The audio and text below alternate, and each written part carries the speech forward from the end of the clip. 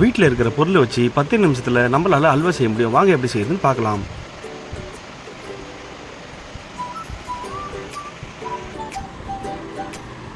Hi friends, இன்னைக்கு நம்ம என்ன செய்ய போறோம்னா ரேஷன் அரிசியில அல்வா தான் செய்ய போறோம். வாங்க எப்படி செய்யுதுன்னு பார்க்கலாம். இந்த அடுப்பில் செய்யும்போது வேற லெவல் டேஸ்ட்ல இருக்கும். எங்க ஆயா கிட்ட கேட்டேன், ஆயா எனக்கு அல்வா சமைச்சு கொடுங்கன்னு கேட்டேன். சரின்னு சொன்னாங்க.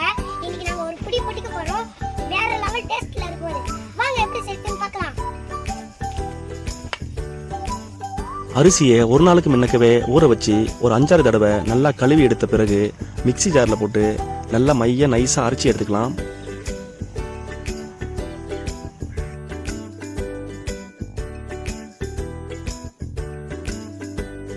ஒரு பெரிய சைஸ் தேங்காய் எடுத்துக்கலாம். நம்ம தேவைக்கு தேங்காய் பூவை திருவி வச்சுக்கலாம். தேங்காய் பூ எவ்வளோக்கு எவ்வளோ சேர்க்குறோமோ அவ்வளோக்கு எவ்வளோ இந்த அல்வா வந்து அந்த அளவுக்கு மனமாகவும் டேஸ்ட்டாகவும் இருக்கும். 1 கிலோ அரிசிக்கு 1/2 கிலோ வெல்லம், 8 ஏலக்காய், 50 கிராம் கடலைப்பருப்பு, இது வரைக்கும் போதும். பாத்திரம் சூடு ஏறினோடனையும் தண்ணியை சேர்த்துக்கலாம். தேவைக்கு தண்ணி சேர்த்துக்குங்க. நான் 1 கிலோ அரிசிக்கு 1.5 கிலோ தண்ணின்ற விதத்துக்கு சேர்த்துருக்கேன். தண்ணி சூடு ஏறின உடனே நம்ம தட்டி வச்ச ஏலக்காய், கடலைப்பருப்பு சேர்த்துக்கலாம். கொஞ்ச நேரம் நல்லா கொதி வரட்டும்.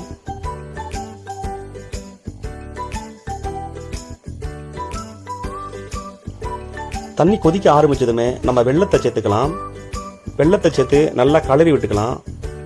பொறுமையாக கலரி விட்டுக்கலாம்.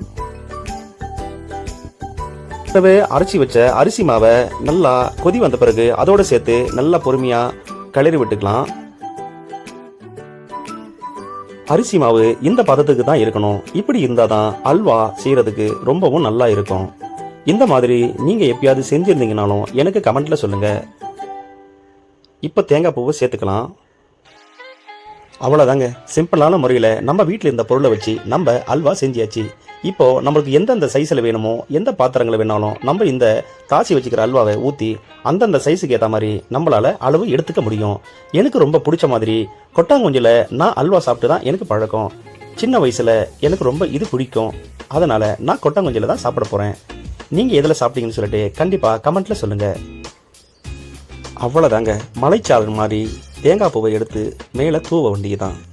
சுவையான அல்வா ரெடி.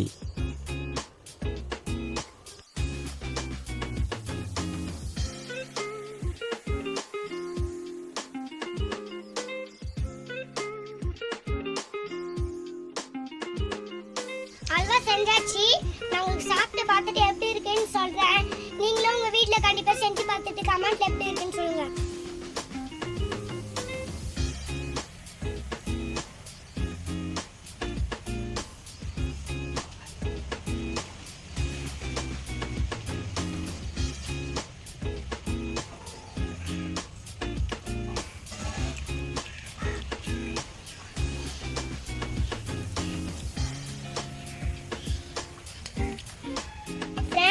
இது ரேஷன் அரிசியை செஞ்சது. இது செம்ம டேஸ்ட்டு. நீங்களும் உங்கள் வீட்டில் செஞ்சு பார்த்துட்டு கமெண்ட் எப்படி இருக்குன்னு சொல்லுங்க.